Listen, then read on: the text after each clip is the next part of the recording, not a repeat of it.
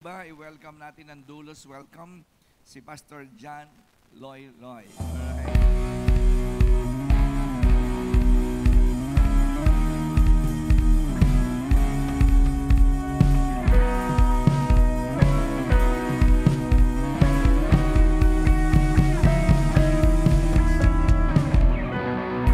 Praise God. Hallelujah. Pakisabi sa katabi mo, you are amazing. No? So, palakpak yung mga Bisaya dyan, ano? Kunti lang pala Bisaya dito. Alam niyo po, may kaibigan akong Ilonggo. Sabi niya, Pastor, bakit alam nila ako Ilonggo? Sa lakad ko ba? Ba't kami mga Bisaya, halata talaga pag nagsalita, no? Pero ako, hindi halata masyado, no? Wala kang ebidensya doon, ano? And anyway, before we start, no, let's bow down our heads, let's pray to God. Heavenly Father, we're so grateful today that you have gathered us in this place, Lord. You said in your word, 2 or 3 gathered in my name, you are in the midst of them. We welcome you, Heavenly Father. We welcome you, Lord Jesus. We welcome you, Holy Spirit.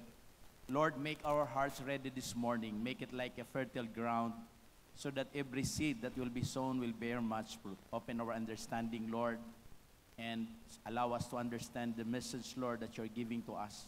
And we pray that you will drive the message onto our hearts by the power of your Spirit. And we apply the blood of Jesus, Lord, in the four corners of this place, even in our houses, our families, our businesses, Lord, sa mga mahal namin sa buhay na wala dito ngayon. And today, we declare and we claim your protections, your presence, and victory in Jesus' name. Amen and amen. Okay, palakpakan natin si Lord ng malakas. Praise God. Hallelujah. Ayan, ginagamit po yung kamay para palakpakan si Lord. Amen? So, this morning po, may pag-usapan tayo tungkol sa mana. Sino ritong mahilig sa mana?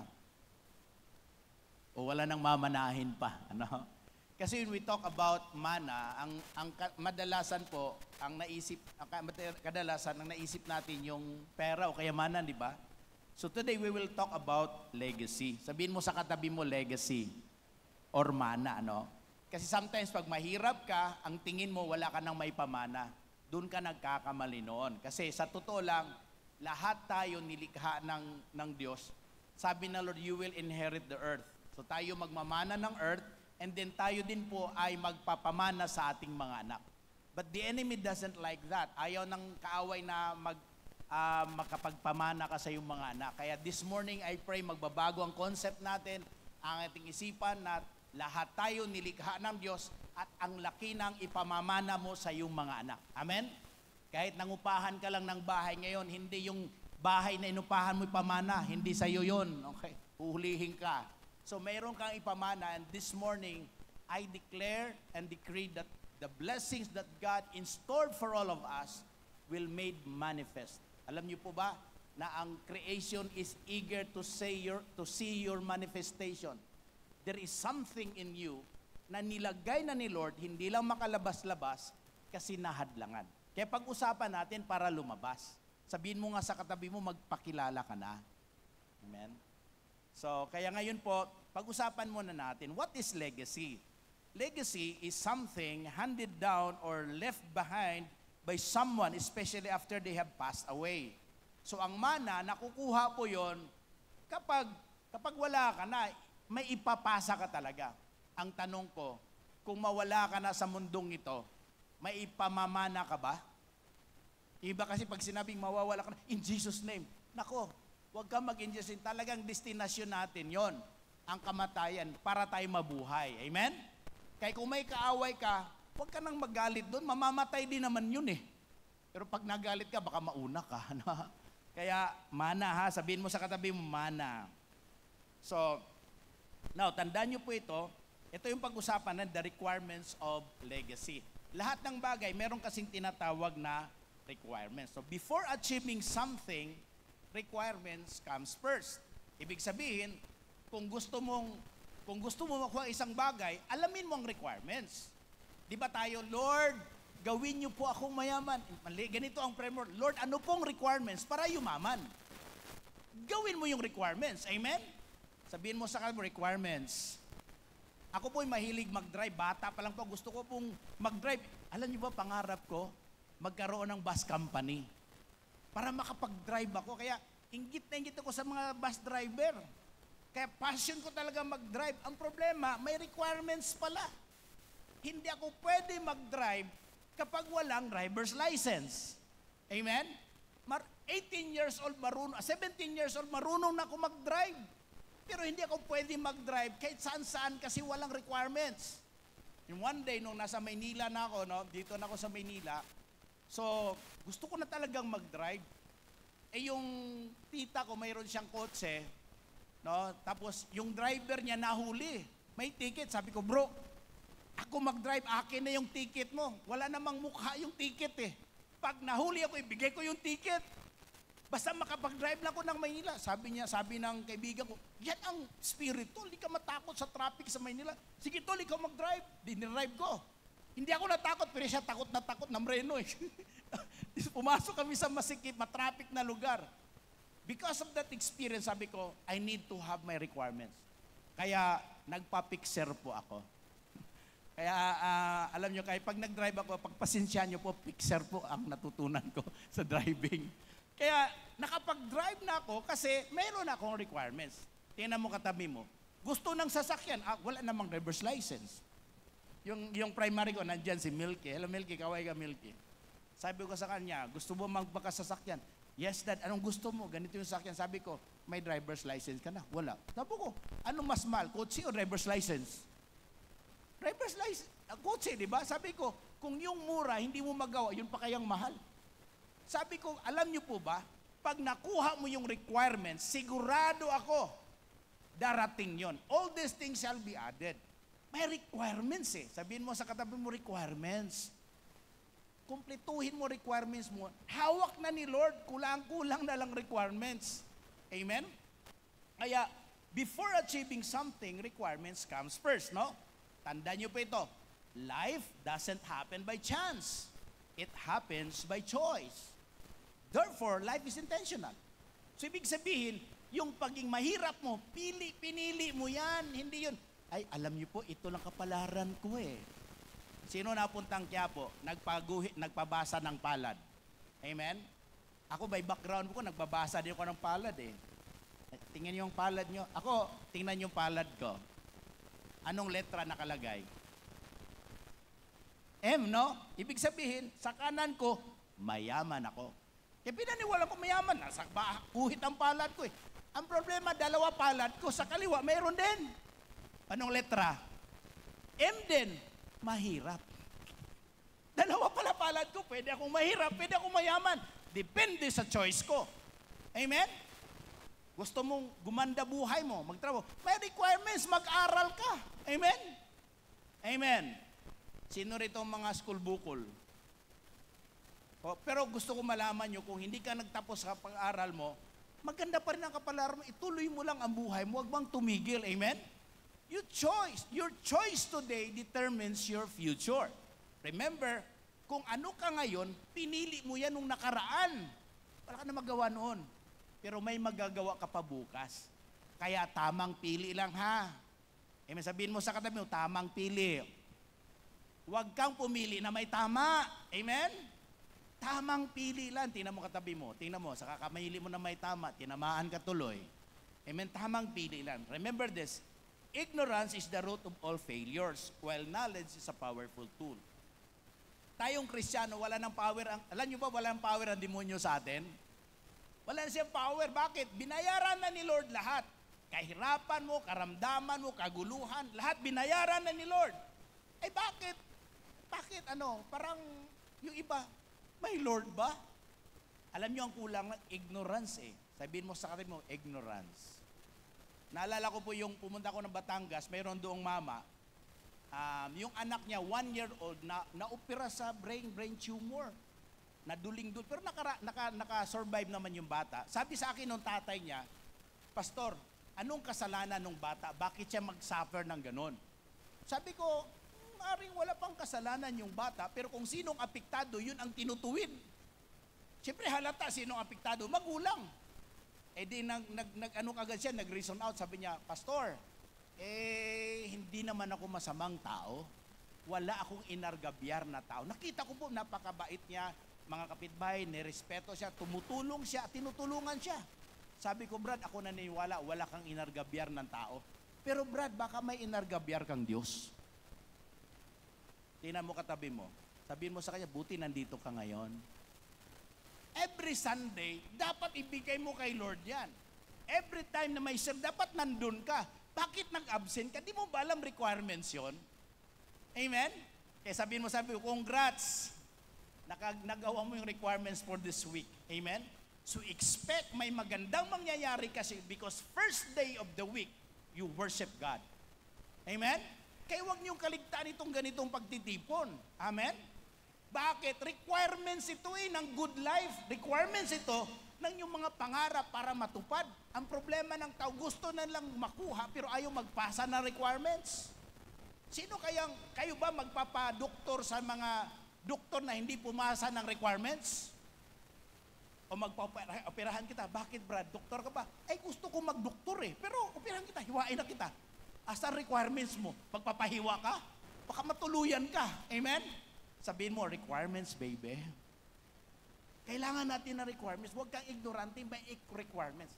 Kanina po, nung nag-offering tayo, binulungan ko, anak, ganda pala, kunin mo yung declaration nila sa offering. Ang ganda. Amen? Kasi iba, hindi alam, akala nila ang offering, kukunan ka. Hindi, requirements yan. Requirements para sa kasaganaan. Amen? Gusto ng iba, umani ng kamote, tinanim saging. Lord, gusto ko magkapera, pray ka ng pray. Di mo napansin ang daming mga intercessor walang pera. Bakit? Magaling magtanim ng panalangin, aani ka rin ng panalangin. Kung magtanim ka ng pera, aani ka ng pera. Sabi na magbisaya, kumunsin, Brad, kumunsin. Amen? Kumunsin lang ba? Amen? Mindset ba? So, it's about time, no? Kaya, ignorance talaga. May requirements pala talaga. Sa tingin mo dito sa mall, may requirements bago ka makasampa. Amen? May requirements at hindi mura ang requirements. Amen? Pero, ang maani mo, higit pa sa requirements. Amen? Mag-aral ka ng pagka-doktor, di ba? Ang taas ng requirements ng pagka-doktor. Ilang taon ang haba. Tingnan nyo, grabe mag-aral. Tingnan ninyo, pag-graduate naman nila, yung sulat nila, hindi mo maintindihan. Amen? Napansin, hindi mo maintindihan, pero nagbayad ka. Ako, ginandahan ko na yung sulat ko, walang bayad. Kasi nagpasa sila ng requirements. Amen? So, kaya napakahalaga po requirements. Kaya, remember, legacy, may requirements yan. At alam niyo pa, gusto ko malaman mo. Siguro ngayon, nagpanggap kang mahirap. Siguro ngayon, nangupahan ka lang ng bahay. Pero pag makuha mong requirements, ma-realize mo, there is something greater in store for me. And I am a living legacy. Amen? Sabihin mo sa katabi, I am a living legacy. So legacy is what people remember about you. What you leave behind and how your life continues to affect others after you're gone. So, wag mo na isipin yung kayamanan, isipin mo na ikaw mismo. Ano bang maalala sa iyo pag ikay nawala na? Si kuyang magnanakaw. Di ba natanda? Si kuyang siga. Pero kung kaibigan sa Hong Kong, pero wala na po siya, napunta na po siya ng langit ngayon, nagpalitan ng address. Ang tawag sa kanya si Do or Die. Yung mga maluma sa Hong Kong, sino yung si Do or Die? Kaibigan ko yun, si Do or Die. Siya yung taga Pampanga siya. Kaya siya do or die. Grabe ang lakas ng loob. Kaya naalala siya doon, si do or die. So ibig sabihin, ang lakas ng loob niya. Grabe, no? Siga siya sa Hong Kong, but when we meet, mayroon pala siyang busilak na puso. Nag-open kami ng cell group sa kanyang flat no, nung na-assign ako ng Hong Kong. And nakita ko sa kanya na maganda pala puso niya. Nung una, galit siya sa mga born again, mga Christians, kasi mali yung concept niya. Pero nung nagkilala kami, I started making friends with him, no? Nakita niya na iba pala ang born again. Amen? Sabihin mo sa katabi mo, kakaiba ka talaga. Amen? Kaya dahil sa iyo, magbabago ang Nabotas, magbabago ang Malabon, magbabago ang NCR. Amen? Amen. Alam mo ba, ikaw ang requirements para mabago ang bansang ito? Kaya pwede ba isubmit mo na sarili mo kasi requirements ka eh. Submit to God. Amen? Bulungan mo katabi mo, submit to God.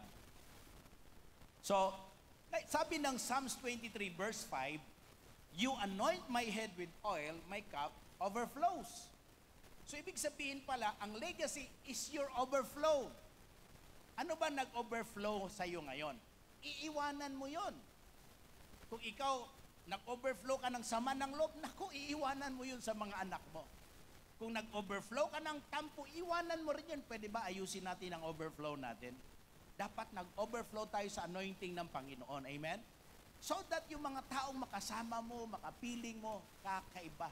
Maranasan nilang kakaibang bagay because you are overflowing with God.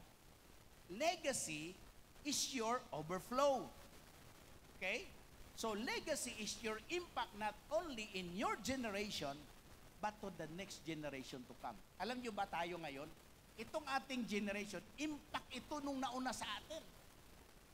Grabing impact na impacto talaga, no? Grabe bang nangyari? Tingnan mo, nagkabaha-baha tayo. Hindi dahil sa ulan sa bagyo. In-expose lang tayo ng bagyo na may problema ang ating bansa. Amen? Amen, ha? Natawa, nag-usap ko ni Kuya kanina, sabi niya, dumating daw yung sabi niya, hindi namin kailangan ng ayuda. Kailangan ayusin yung baha. Sabi, nga, hindi nila alam ng mga taga-Nabutas at taga-Malabon, mga milyonaryo na. Amen? Hindi na namin kailangan ng ayuda. Alam niyo ba, ang taga-Nabutas, Malabon na nag-aayuda ngayon? Isa lang talaga, tayo na mag-usap, bro. Amen? Kaya, hindi ka na pipila sa ayuda, ikaw nang magpapapila para sa ayuda. Amen? Nakita ko sa Facebook, nagraming ayuda, taga-dulo. So, wow. Di ko lang nakita yung speedboat. Saan nakaparking yung speedboat? Alam ko, nag-speedboat yung iba eh. Kulang pa lang ng makina. Pero grabe yun. Kasi yun ang ating yun ang ating nature talaga. Okay? Kaya kung maintindihan natin itong requirements na ito, na ibinigay ng Diyos sa atin, naku, kakaiba talaga. Magbabago ang takbo ng buhay natin. Amen? So, now ngayon, what is the requirements for lasting and impactful legacy? Kasi, gusto ko malaman nyo, it's not about the wealth. Ang wealth po, pinakamababang mana mo pa lang yan. Pero there is something greater than wealth. Alam nyo ba ikaw? Alam mo ba ang halaga ng isang tao? Sabi ng Mark 8:36, sabi niya roon, what does it profit a man if he gains the whole world but loses his own soul? Ang ating soul, ang halaga ng ating soul, pag ipunin mo yung kayamanan ng buong mundo, mas mahal ang kaluluwa mo. And that's why Jesus bought you with a price. Binayaran kanya ng kanyang dugo kasi mahal ka eh. Amen? Sabihin mo sa katabi, napakamahal mo. Minura ka lang ng kapitbahay mo. Pero mahal ka. Amen? Kaya kung tayo mga anak ng Diyos, alam niyo po ba, tandaan mo mahal ka. Amen? Dapat ang pagmamahal natin, taglay natin yon. Sabi ng requirements number, remember always that you were created not to be loved, but to love others. Ang ating main purpose, hindi para mahalin ka. Nandito tayo para magmahal. Amen? Bakit? God loves us so much that it should overflow to others. Sobra-sobra ka na sa pag-ibig ng Diyos. Di mo napansin? Sabi ng mga expert, 400 million sperm cells. Isa lang ang kailangan sa egg cell na nag-aantay. Kaya nung bago ka naging tao, binigyan ka ng Lord ng extra strength, accelerated, napakabilis mo, tinalo mo yung 399,999,000 na mga kapatid mo. Ikaw ang naging tao. Grabe yun. Ibang klase. Dahil sa pag-ibig ng Diyos, naging tao ka. Amen? So, because of that love, that is the reason why you should love others. Kaya ang ating purpose talaga is to love God and to love others. Amen? Hindi sinabi, love me, love me. Alam niyo po ba, when you seek to be loved, you will fail. Because not all will love you, some will hurt you. Amen? Nasaktan na ba yung katabi mo? Kasi naghanap ka ng pag-ibig. Huwag mong hanapin si pag-ibig. Ibigay mo. Eto, cellphone ka. Sino ito mga matanda? Yung sino nakagano yung eyeglass? Anak, saan yung eyeglass ko? Asan na yung eyeglass ko? Nandito lang pala. Kapag hawak mo na, hindi mo na hahanapin. Amen? Amen. Kaya ka naging tao dahil sa pag-ibig ng Diyos. For God so loved the world. So ibig sabihin, wag mo nang hanapin yung pag-ibig. Pwede ba? Ibigay mo na. Sabihin mo sa katabi mo, ibigay mo na. Hanap ka ng hanap ng pag-ibig eh. When you start to love, you will surely be loved. Amen? Yung mga taong ayaw magmahal sa'yo, okay lang yon. Hindi mo sila kailangan. Amen? Kaya pala si Lord namimili. Okay? So, tandaan nyo lagi, ang tayo, winilikha talaga ni Lord, requirement, if you want to have a lasting legacy, ilagay mo sa utak mo, magmamahal ako. Ang problema tayo, takot sa pagmamahal. Takot sa mahal na bilihin. Amen? Baliktad ang mundo ngayon eh. Sa loob ng bahay, nagmumurahan. Sa palengke, nagmamahalan. Dapat baliktad, dapat sa palengke mura, sa bahay mahal. O, alam mo na yon, sabihin mo sa katabi, magmamahalan na tayo ha. Alam niyo, pag nagmamahalan kayo, wala nang mahal sa labas. Mura na lang lahat. Kasi ang mahal, dala mo na. Amen? Naalala ko yung doon kami sa Bogota, kami nila in San Rudy, ano? Yung isang pastor, pumunta kami sa Juan Valdez ba yun, pastor? Yung may mga jacket na leather jacket. Ganda, sinuot niya, bagay na bagay sa kanya. Nung tiningnan niya presyo, binalik niya. Sabi niya, Pastor, ba't mo binalik? Mahal. Hindi mahal yun, Pastor. Hindi mo lang level. Tingnan mo katabi mo. Alam nyo, requirements to the next level, pagmamahal. Amen? Sabihin mo, mahalin mo na yung katabi mo, ha? Mahalin mo na yung kapitbahay mo, yung biyanan mo. Because God created us to love. Amen? Okay? Pangalawang requirements, no? Value relationship more than gold. Dapat, ang pahalagahan natin, relasyon. Hindi ginto. Ngayon kasi gamitan na lang yun eh. Diba? People, they start to use people because of their own, because of gold. O, alam niya sa election, diba? Ang bait ni Mayor, diba? Ang bait ng mga, pero wala namang Mayor. Sa kabilang bayan, hindi dito. Gusto ko pong makauwi insan, ha? Baka ma-harbor. Ikaw yung nagsalito sa Mayor. Hindi. Tingnan niyo po, pagdating sa election, rampat naman ano, na they come to you with a smiling because they want to use you. Hindi dapat ganon. Dapat, mahalin natin ang kapwa, gamitin lang natin yung posisyon para sa kapwa. We value relationship more than gold. Amen? Sabihin mo sa katabi mo, mas mahal ka kaysa ginto. True treasure are not material things, nor achievements, but people. Kayo po, ang kayamanan ng Dulos na Butas, hindi po yung sound system, hindi po yung mga equipments, kayo nakaupo diyan. Maring hindi ka kilala ng iba, ang pangalan hindi nakikilala, it doesn't matter. But kilala ka ng Diyos kasi. Dahil sa iyo may dulos na butas. Amen? Amen, mahalaga ka. Sabihin mo sa katabi mo, mahalaga ka. Amen? Pero kung ang KSP ka, alam niyo mga kulang sa pansin, feeling nila, wala silang halaga. Hindi ako pinansin ni Pastor. Nag-smile naman ako, inisnab ako, kasi mapaghanap ka ng pag-ibig. Nakalimutan mo meron ka na. Huwag mo nang hanapin yung meron ka. Kasi pag hinanap mo yung meron ka, sakim ka na. Kaya yung mga taong naghahanap ng pag-ibig, nagiging greedy, nagiging selfish. Amen? Pero dapat ibigay mo. The more you give, the more you will receive. Alam niyo sa G12 na core values natin, number 7 yan. Create a lifelong relationship. Amen? Sabihin mo sa kapatid, wala na tayo, nako, pasensya ka na, habang buhay na kitang kapatid. Amen? Wala ka na magawa. Magalit ka, mas hahanapin ka nita. A-absent kita, lalanguin kita, kahit sa baha, sisisid ako, makakita lang kita. Kasi this is a life relationship. I value people. Amen?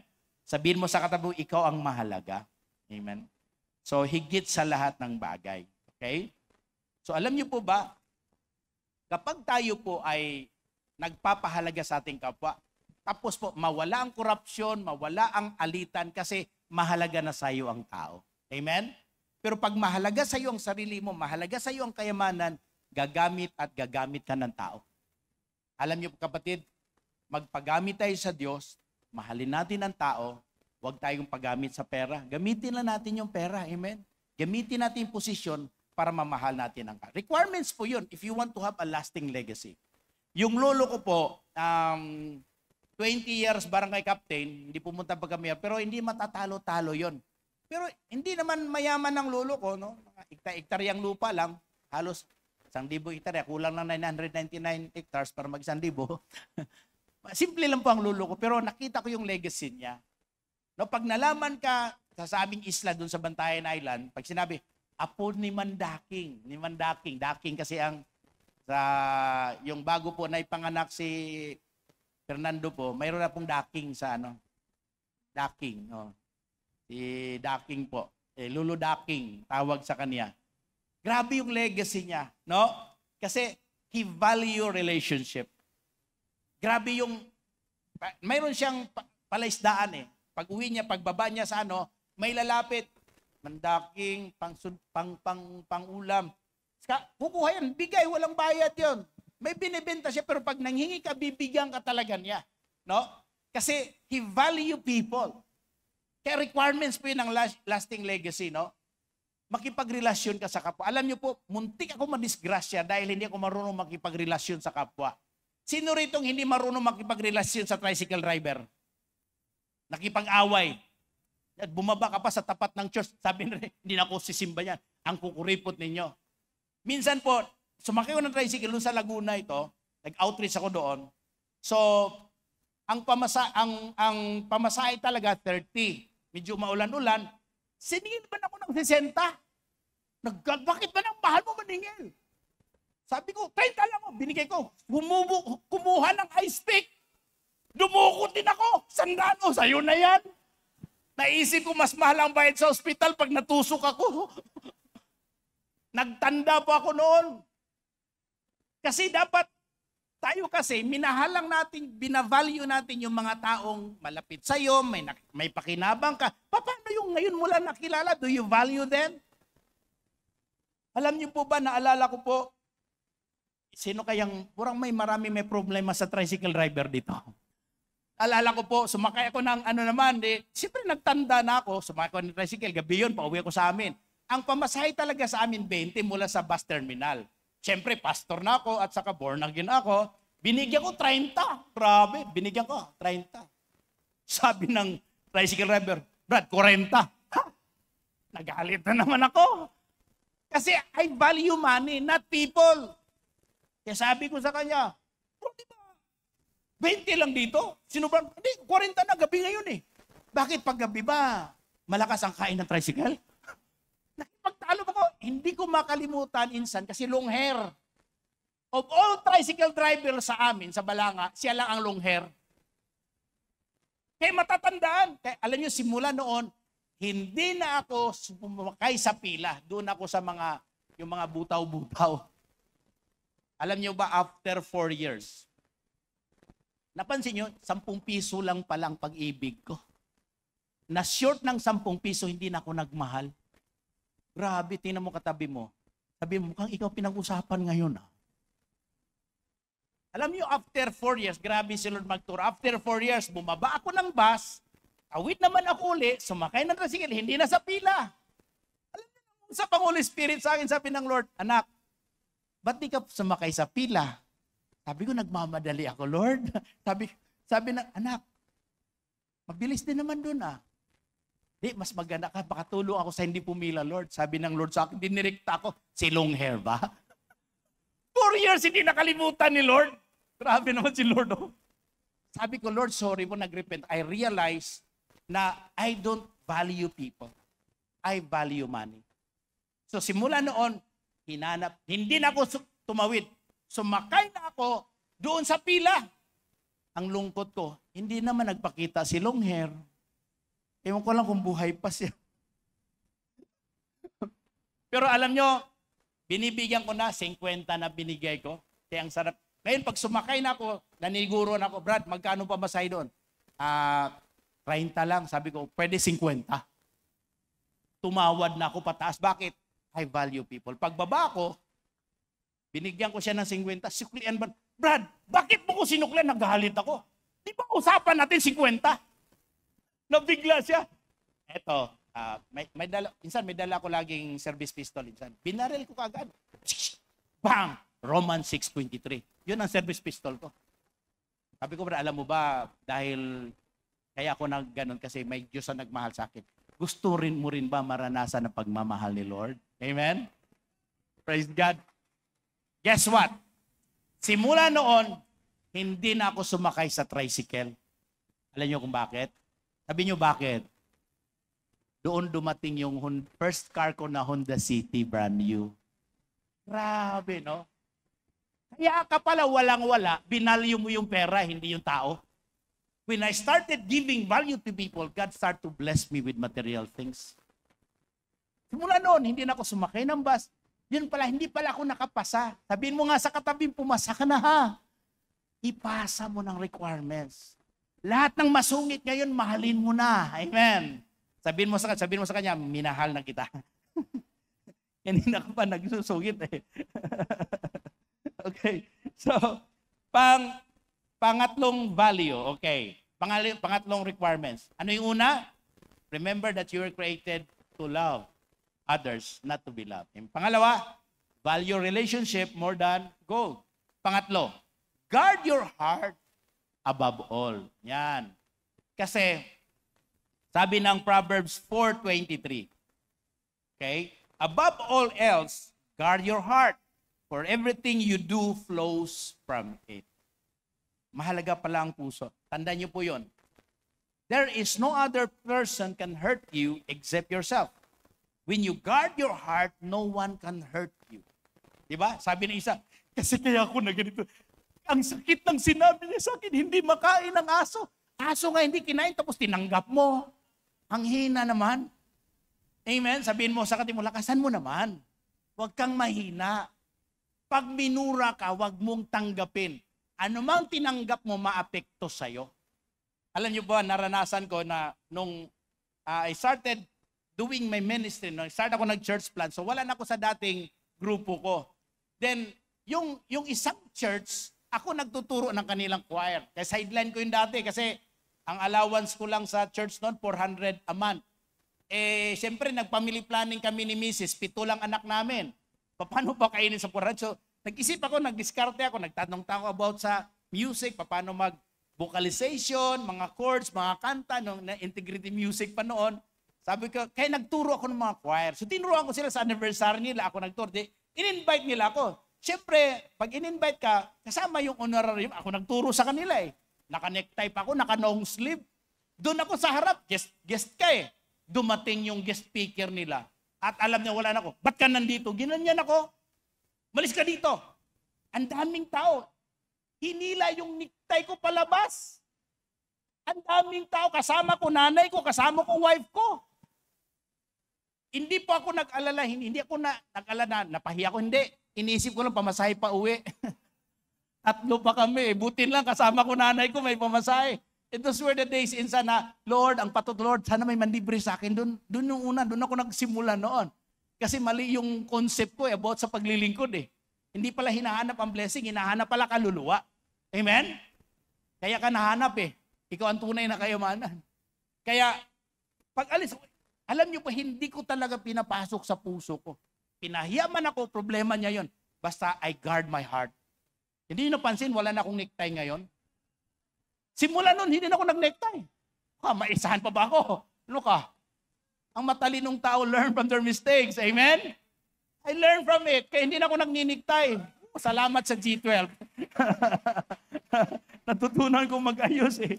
So, tandaan niyo po, kung hindi mo tanggapin, walang mangyayari. Tingnan mo, marami to. Depreso, bakit? Ang daming nananakit sa akin. Alam niyo po ba, ang buhay parang barko yan. Nag-navigate ka sa dagat.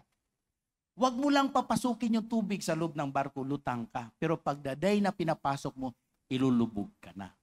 Tingnan mo yung katabi ko, nakasimangot yan, maraming tubig nakapasok. Baha pa naman ngayon. Nililimas natin ang tubig na pumapasok. Amen? Hindi natin pinapapasok. Ang dumi pa naman ang tubig. Pero mo lahat na lang pinakarga mo. Grabe sinabi sa akin. Ito pa man pag may mga edad ng matatanda, pero walang matatanda dito. Iba ang dulos. Doon sa kabilang church, shout out sa kanila. Hindi lang madalaw ng anak, nagre-react na. Malibasa, matanda na ako. Hindi na ako mahalaga sa kanila. inang, mahalaga pa rin, busy lang talaga anak mo. Amen?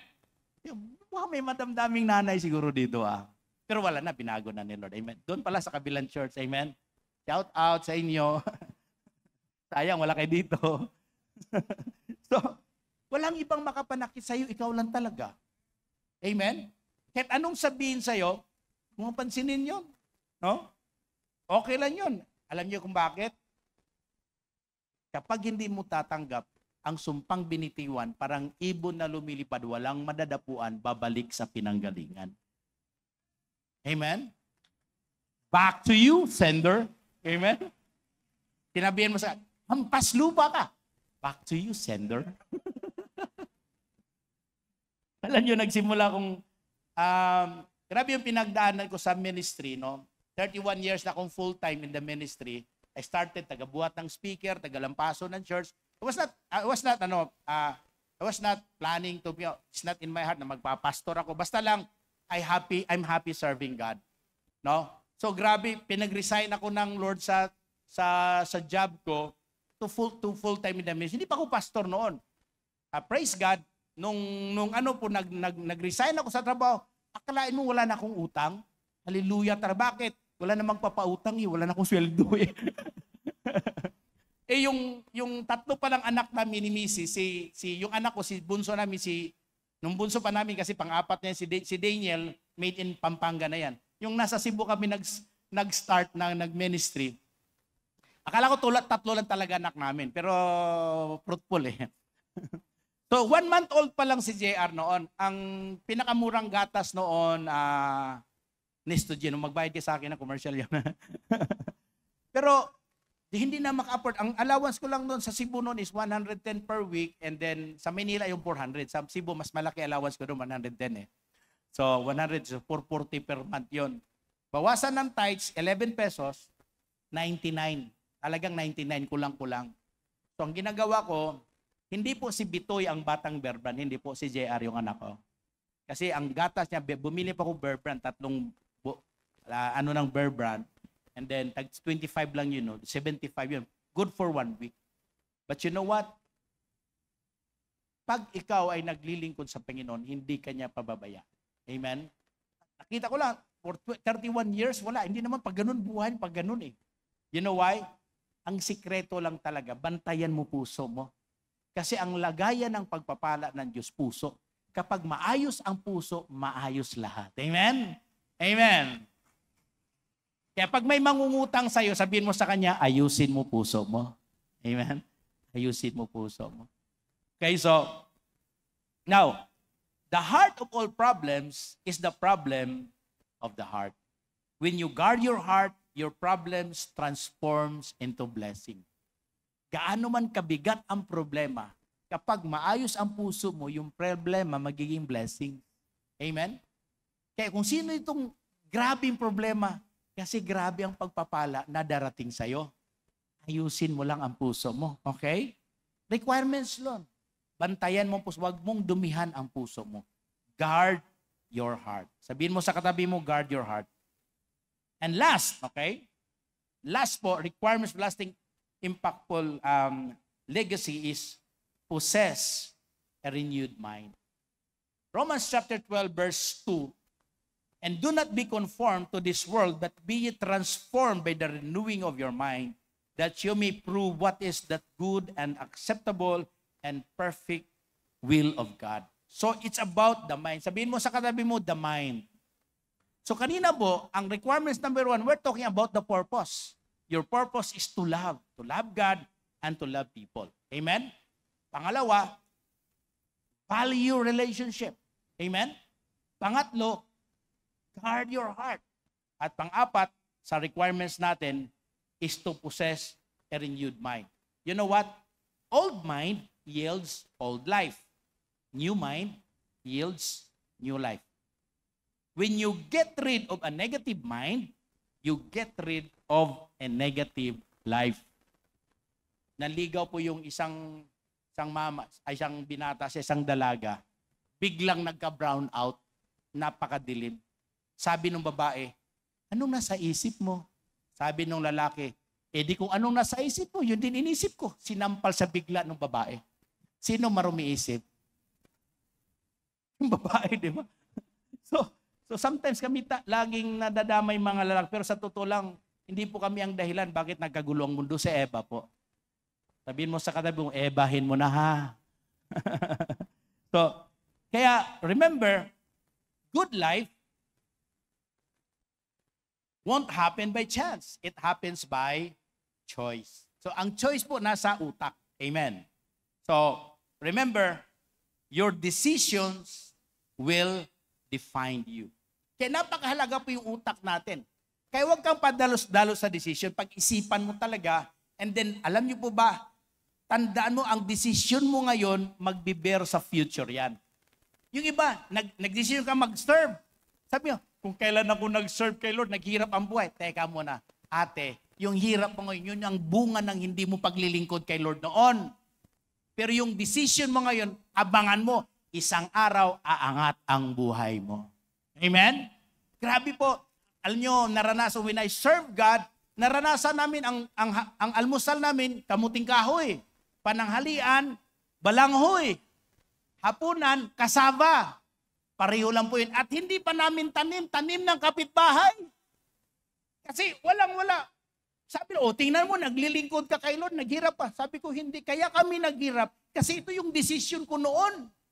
Pero itong desisyon mo paglilingkod, isang araw, may gagawin ng Lord. Dumating yung kuya ko, nakita ng kuya ko, kamuting kahoy na naman. Yung kuya ko, seaman. Sabi ka, ayusin mo yung seaman's book mo. Malakas siya doon sa agency. Pasampahin ka sa barko. And he's offering me 80,000 a month. Kasi Peter ako 5 Peter.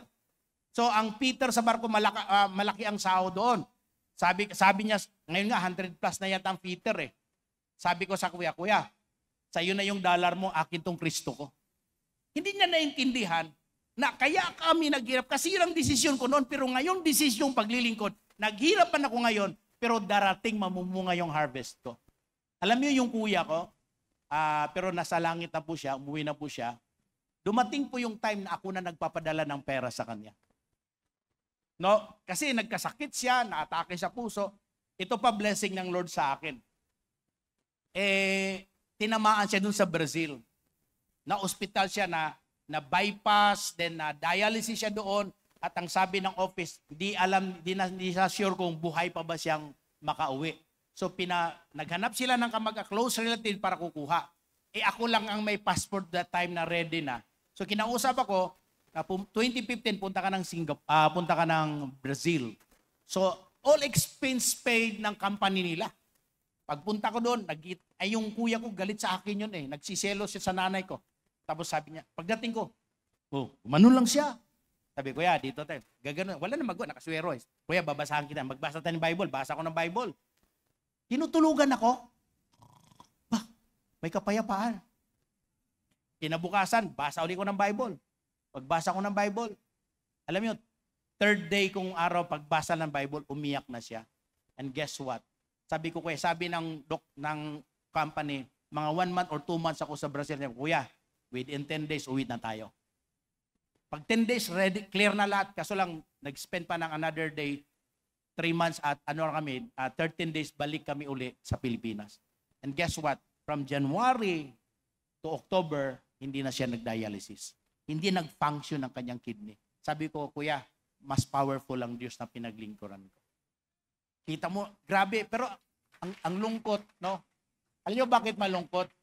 Dito pa siya sa Bataan, dinala ko siya sa church, and then pag uwi niya sa Leyte, sa kanila, nung gumaling na siya, grabe, bumalik sa inom at saka sa sigarilyo. Wala, natuluyan siya. Pero 10 months, grabe, hindi nag-function ang dalawang kidney, hindi na nag-dialysis. Himala ni Lord. Napakita niya na tama ang desisyon ko. Amen? Sabihin mo sa katabi mo, may legacy ka na kapag tama ang desisyon mo. Amen? How will you decide today will define your future. Ngayon, kumusta ka na? Gusto mo mag-iwan ng legacy? Decide today to leave a legacy. Pwede ba tayong tumayo ngayong oras na ito? Alam niyo ba, ikaw lang sapat ka na mana sa iyong mga anak. Yung pagmamahal mo na nag-uumapaw, yung pagkipagrelasyon mo sa kapwa mo, yung pag-iingat mo sa iyong puso, at yung pagbabago ng isip mo, sapat na yun. Ang ating isip is a spiritual womb. Dito pinanganak, dito binubuntis ang magandang kinabukasan. Kaya simula ngayon, alisin mo yung mga negatibo sa isip. Sabi ko sa mga anak ko noon, nang nakatira kami sa mahirap na bahay, no, may libre surot. Sabi, anak, isang araw, magandang bahay natin, may aircon, may sasakyan, pupunta sa ibang bansa. Tatawa-tawa lang yung mga anak ko. But it came to pass because I never let go of it in my mind. I always possess a renewed mind every day. Tapos natin mga kamay sa Panginoon. Hallelujah. Lord, today, anumang mga bagay, Panginoon, na problema, nagpapabigat sa buhay namin, sa aming puso't isipan, Lord, I pray, sinurrender namin sa iyo lahat. Lord, teach me to love the unlovable. Lord, today, I pray that you will move mightily in our lives and in our hearts, Lord. Mga kapatid, kung ngayong oras na ito, mayroon kang dapat patawarin mo. Hindi na kailangang malaman niya. Kailangan malaman ni Lord at simula ngayon ayusin mo ang puso mo. Kasi alam niyo, ang tunay naman na ikaw ang tunay naman na sa next generation ikaw, hindi yung kayamanan mo. Kasi yung kayamanan mo, kaya ubusin niya ng mga anak. Pero yung buhay mo, na ibigay mo sa kanila, tataglayin nila yun. That's why Jesus, until now, for 2,000 years, hindi natatalo ang company ni Jesus. Ang kanyang church, tuloy pa rin. Grabing persecution, tuloy pa rin because Jesus gave His life as a legacy for all men. Now, as a child of God, iayos ang ating buhay, no? Ibigay na natin sa Panginoon. Always remember, ikaw ang tunay na yaman sa mundong ito. Heavenly Father, we're so grateful this morning, God. Today, bless your people, God, as we honor you, God. Lord, today, I decree and declare, God, every one of us will become a living legacy, Panginoon. Changing the next generation, Lord, by the lives that we possess today, God. Salamat po for giving us your life, Lord Jesus. Lord, make us to become more like you, Jesus. Thank you so much for your goodness. Thank you for your faithfulness, Lord. All glory and honor belongs to you alone. In Jesus' name, amen.